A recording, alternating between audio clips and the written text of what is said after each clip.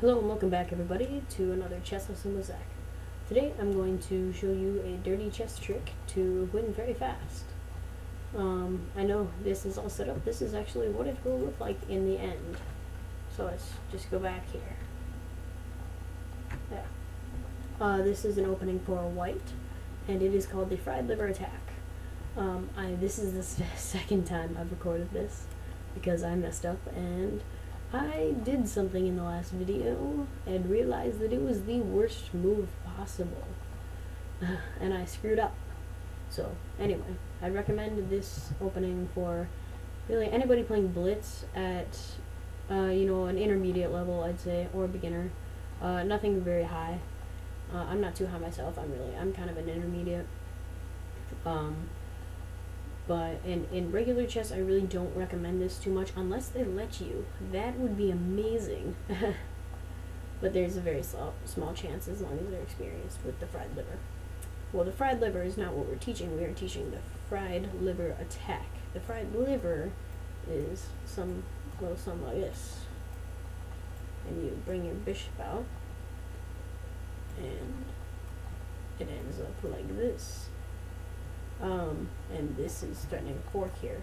And what happens is you end up taking that fork if they let you. But anyway, usually they don't, and I'm just going to show you real quick. If you ever end up in a position like this as black, immediately push d5.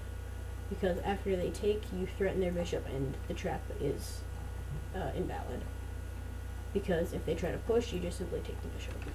So, back to the beginning. So, this opening actually starts out the same way.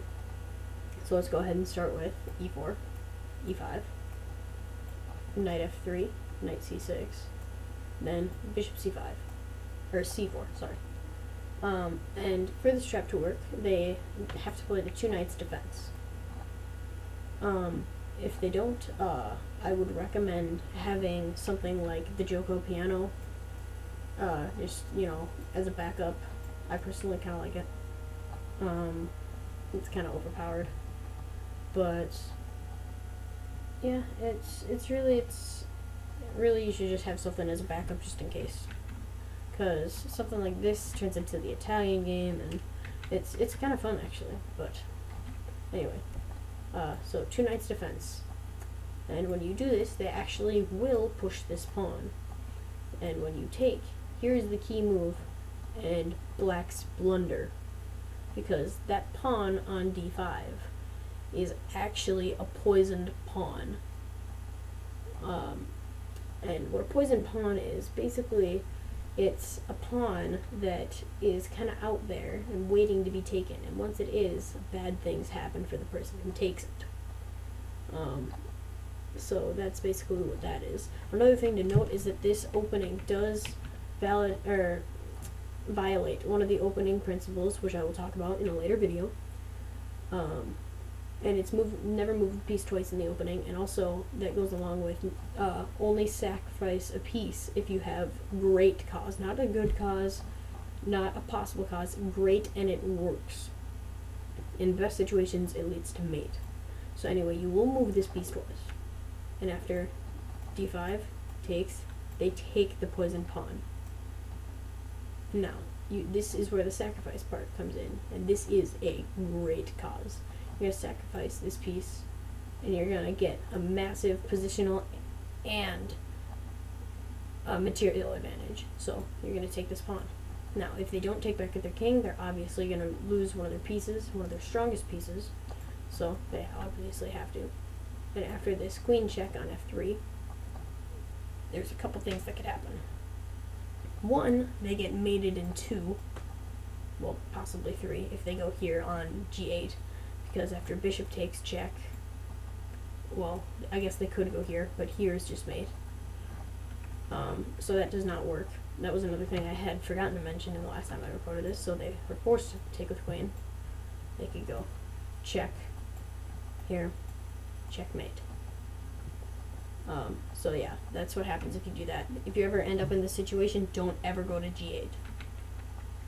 So, now, the second situation, which is the best situation for black, I'd say, because if you go back, it ends up with this and then threatening mate here, and you gotta try and defend it, and it's all messy. So best thing really is right here. Now, since this piece is pinned, what do you do with pins? You exploit them. You're gonna do that with a knight. Now they can try. This is usually what I've seen people do. They will bring their knight down to b4, threatening this fork on c2, winning a pawn and a rook. And you're not gonna acknowledge it. Like, you can let it happen if you really want to be very, what's the word? You want to challenge yourself, I guess you can, but I'd usually castle here because it gets this rook to this file where I can actually pin this piece. So now with this, I would actually support this pin. And I would pin another piece. This opening, you guys, is just so overpowered. And anyway, so right now, as black, I made a mistake as white. I let them fork me. No, this is not the worst problem, but it is to be acknowledged. I let this happen because I really need this. Really, this game doesn't go to the end game. I just need this pin. So, it will take. And at this point, I would actually exploit this pin. And this knight right here, it's trapped. It can't go anywhere. So you'll actually get this knight. So really you only lose 2 pawns. So I'll exploit this. And maybe they'll support it with the bishop, or they'll try to run away. But if they try to run away, it ends up with queen here. And that it's horrible for white. I mean for black. Because after here I can take, and it ends up with a very fast mate. So, right now, it is currently black to move.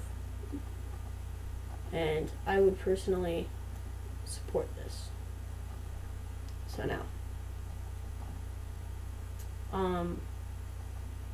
at this point I would actually, I'd attack, I think, with this pawn. I'd take. Now, bishop can't take back because obviously they'll just wait.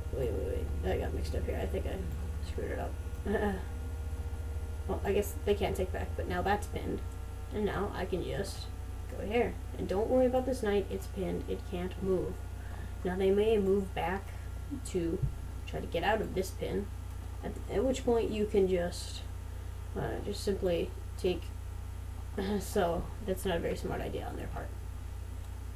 Now, here, it is black to move. They can try and there's really nothing they can do. And let's do a quick material count. Alright, so we have 3, 5, 10, 13, 17, so 17 plus 9 equals 26 for white. And let's do a quick count here. 10, 19, okay, wait, I counted wrong. Okay, I feel stupid, I can't count. I'm not going to take the time to count. I don't have enough time in the video. Anyway, so this is basically how it is. You can kind of play it out from here. It's very overpowered. You really can't lose at this point.